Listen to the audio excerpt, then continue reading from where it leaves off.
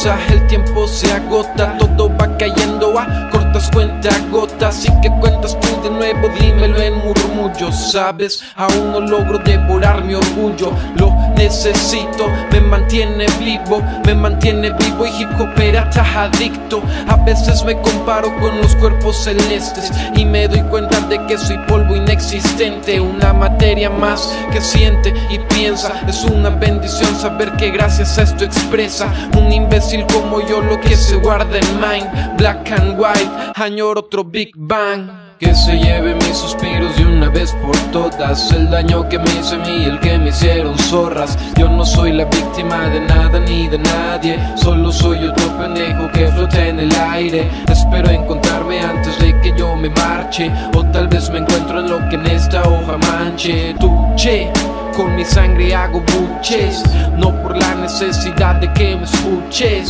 o de que me escuchen, o de que me escuchen. Yeah, el escuadrón del hip hop duro, tus huesos rotos.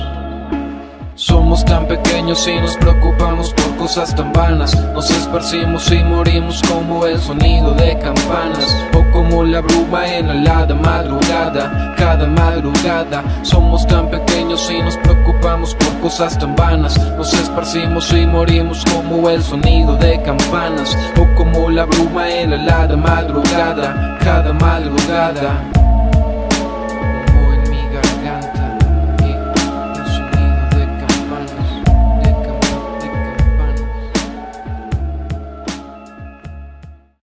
Si es que todo pasa por una razón, no entiendo por qué no la comprende el corazón. Todos hemos cometido una metida de pata. Oye flaca, paga tu rencor porque luego te atrapa. Devora el alma y al espíritu yo lo elevo. Cada rito canábico con mi cruz sube al bus. Más que blues, es un pensado álbum que quiero introducirte como el humo de un blunt. No hay paz, porque paz para mí solo hay en el compás. Mi cora y mis compas en estado terminal, más como dice la rola, yo me cargo un gran plan que está haciendo el tiempo y al espacio. Homie, despacio, que las cosas llegan a su tiempo y con cierto tempo. El biorritmo de lo verdadero represento, el crudo excremento. Popular, normal, la verdad me da igual. Si en mi soledad con mi letra puedo estar.